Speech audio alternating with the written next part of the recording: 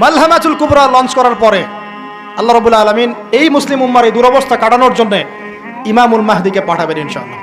কোত্থেকে আসবেন? নবীজি বলছে যখন দেখবে খোরাসান থেকে ব্ল্যাক ফ্ল্যাগস গুলো বের হয়ে গেছে, এভাবে আসছে হাদিসে, বরফের উপরে সাঁতার কেটে হলেও তাদের সাথে যোগ দিন। ওই সময় ওয়ার্ল্ডের অবস্থা কেমন থাকবে আমরা জানি না, হাদিসে এভাবে আছে। নবীজি বলেছেন খোরাসান থেকে যে মুজাহিদিনরা বের হবেন তাদেরকে কোনো বাহিনী পরাস্ত করতে পারবে না, এমনকি তারা জেরুজালেম পর্যন্ত পৌঁছে ওটাকে জয় করবে। হাদিসে আসছে, কিছু করার নেই। হাদিস সহিহ না জয়ীফ না জাল, ওলামায়ে কেরামকে জিজ্ঞেস করে নিয়ে, এটা হাদিসে আছে, কিছু করার নেই। পৃথিবীর ভবিষ্যৎ লেখা হয়ে গেছে। ইমামুল মাহদি এখান থেকে মদিনা থেকে তিনি পালিয়ে চলে আসবেন মক্কায়। তিনি নেতৃত্ব নিতে চাইবেন না, মানুষ জোর করে তাকে নেতৃত্ব দিবে। হাজার আসওয়াদ এবং মাকাম ইব্রাহিমের মাঝখানে তার হাতে বায়াত নেওয়া হবে। কতজন বায়াত নেবেন? 313 জন। 300। এরপর শাম থেকে একটা বাহিনী তার সাথে যুদ্ধ করতে আসবে। আল্লাহ পাক তাদেরকে মক্কা মদিনার মাঝখানে বাইদা নামক জায়গায় ধসিয়ে দিয়ে দেবে, ধসে যাবে, সব আসতে পারবে না। তারপরে বনু কালব নামে একটা গোত্র থাকবে আরবে, ওই কালবের সাথে ইমাম মাহদি যুদ্ধ হবে, ইমাম মাহদি জয়লাভ করবেন ইনশাআল্লাহ। তারপরে তিনি সারা ওয়ার্ল্ডটাকে আবার রুল করা শুরু করবেন।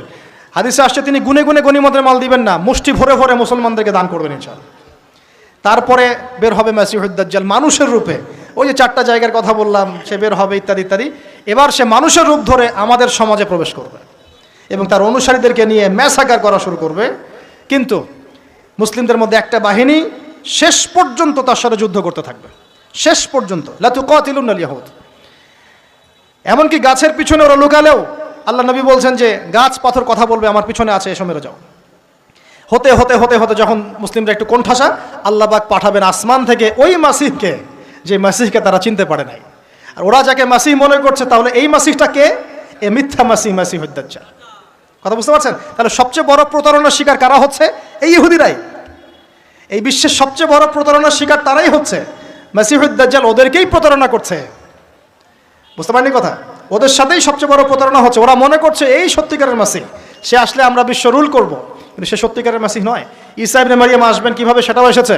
2 জন ফেরেশতার কাঁধে ভর দিয়ে তিনি নামবেন শাম অর্থাৎ সিরিয়ার দামেস্ক শহরের মধ্যে। কোন শহর? দামেস্ক। এই জায়গাগুলো খুব বরকতময়।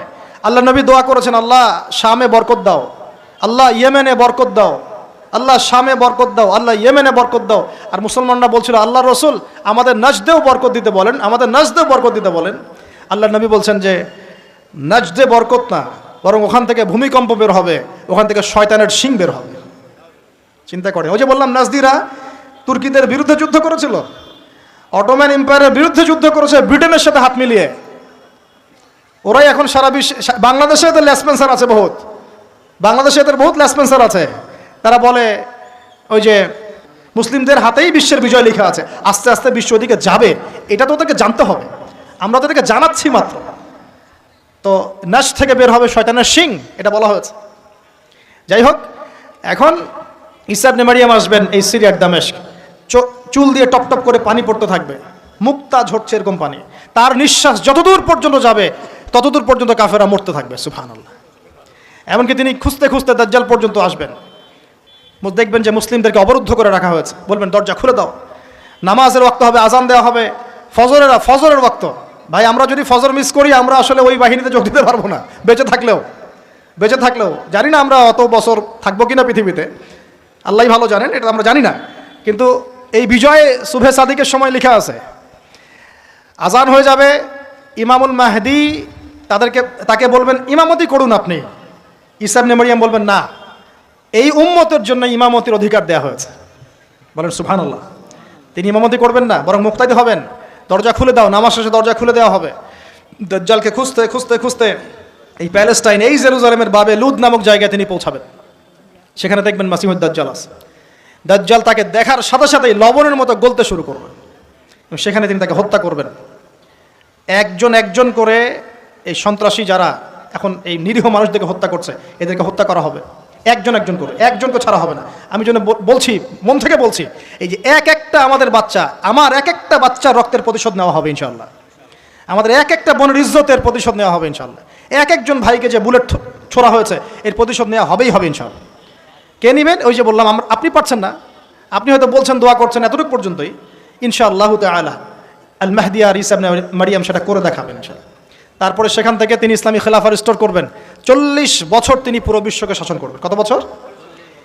তখন অবস্থা এত সুখ সমৃদ্ধির হবে, একটা ডালিমের খোসার নিচে একটা পরিবার আশ্রয় নিতে পারবে। একটা ডালিম দেখেছেন কতটুকু? এটা বড় হবে, বড়, এর নিচে আপনি ঢুকতে পারবেন, এত বড় ফল হবে, উর্বর হবে মাটি, সবুজ শ্যামল, বৃষ্টিপাত বেশি হবে, এগুলো হতে থাকবে। এর মাঝখানে আবার ইয়াজুজ মাজুজ বের হবে। ইয়াজুজ মাজুজ বের হওয়ার পরে পৃথিবী ম্যাসাকার করবে। তারা এমনভাবে পৃথিবীতে ম্যাসাকার করবে যে ঈসা আলাইহিস সালাম এবং তার অনুসারীরা তুর পাহাড়ে গিয়ে লুকাবেন, আত্মগোপন করবেন, এবং তাবারিয়া হ্রদের পানি তারা খেয়ে ফেলবে। পরের দল এসে বলবে কোনো এক সময় মনে হয় এখানে পানি ছিল, মানে পানি সব খেয়ে সাবার করে ফেলবে। কথা বুঝতে পারছেন? ঈসা আলাইহিস সালাম দোয়া করবেন, আল্লাহ এই আযাব থেকে আমাদেরকে তুমি বাঁচাও। আল্লাহ পাক তখন তাদের ঘাড়ের মধ্যে একটা ভাইরাস দিয়ে দিবেন, ভাইরাস। এগুলো রূপকথা মনে হচ্ছে না অনেকের কাছে? এগুলো সত্য, হাদিসে আসছে, একটা শব্দ সত্য। এরপর 40 বছর এভাবে চলে যাবে, ঈসা আলাইহিস সালাম ইন্তেকাল হবে। তারপরে হাদিসে আসছে মানুষ আবারও খারাপ হওয়া শুরু করবে। এত খারাপ হবে, এত জঘন্য হবে যে আল্লাহ শব্দটা বলার মতো একটা মানুষ আর পৃথিবীতে থাকবে না। একটা মিষ্টি মৃদু একটা বাতাস আসবে, এই বাতাস মুমিনদের বগলের নিচ দিয়ে প্রবাহিত হবে, এবং যার অন্তরে এক সরিষা দানা পরিমাণ ঈমান আছে, ওই বাতাসে তার জান কবজ হয়ে যাবে। বাকি থাকবে সবে যে গরু ছাগল হাঁস মুরগির মতো মানুষ, গবাদি পশু। আল্লাহ বলার মতো মানুষ নাই, রাস্তা মোড়ে মোড়ে জেনা করবে। এটা আরো অনেক পরের কথা, অনেক পরের কথা। আমরা ওই যুগ দেখতেও চাই না, বাঁচতেও চাই না ওই যুগে, তাই না ভাই? আল্লাহ পাক বলছেন এরপরে, আল্লাহ রাসূল সাল্লাল্লাহু আলাইহি ওয়াসাল্লাম বলছেন এরপরে একদিন সকালে হঠাৎ করে দেখবে কেনাবেচা করতে করতে, কথা বলতে বলতে, পানি পান করতে করতে, খাবার খেতে খেতে এই যে পশ্চিম দিক থেকে সূর্য উঠে গেছে। তার মানে কি? ওই দিন কিয়ামত হয়ে যাবে, এবং এটা এত ফাস্ট হবে, এত দ্রুত হবে। আল্লাহ রাসূল সাল্লাল্লাহু আলাইহি ওয়াসাল্লাম বলেছেন যে কেউ বাসায় ফিরে যাবে, আহাল পরিবারের সাথে একটা দেখা করবে, এই সুযোগ পাবে না।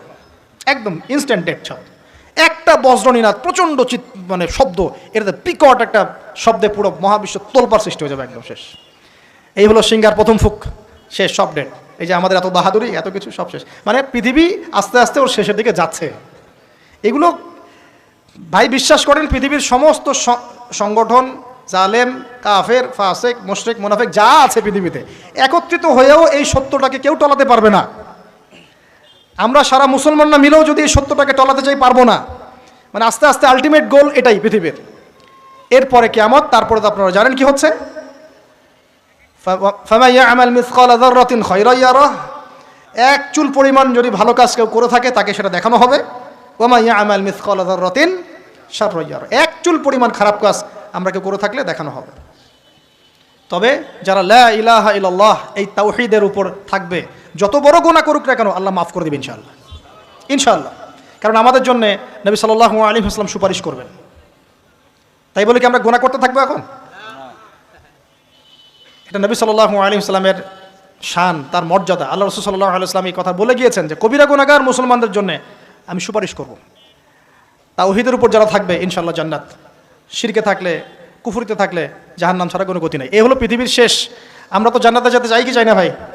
তাহলে এখন আমরা জানি যে এই অবস্থা কেন হচ্ছে, কেন জেরুজালেম নিয়ে এত কিছু হচ্ছে, কেন ওখানে ওরা এত অত্যাচার করতেছে। ওরা কি চায়? ওরা চায় এই জায়গা শুধু না, পুরা হোলি ল্যান্ডটা দখল করতে চায়। তারা দাজ্জালের জন্য মঞ্চ প্রস্তুত করতে চায়, সোজা কথা। তারা মুসলিমদেরকে সেখান থেকে বের করে দিয়ে ওই জায়গাটা একটা দাজ্জালীয় স্টেট কায়েম করতে চায়। সেখান থেকেই মাসিহুদ দাজ্জাল বিশ্বকে নেতৃত্ব দিবে, এমনটা আসতেছে ভবিষ্যতে। তবে সেই নেতৃত্ব, সেই রাজত্ব, সেই ক্ষমতা চিরস্থায়ী হবে না।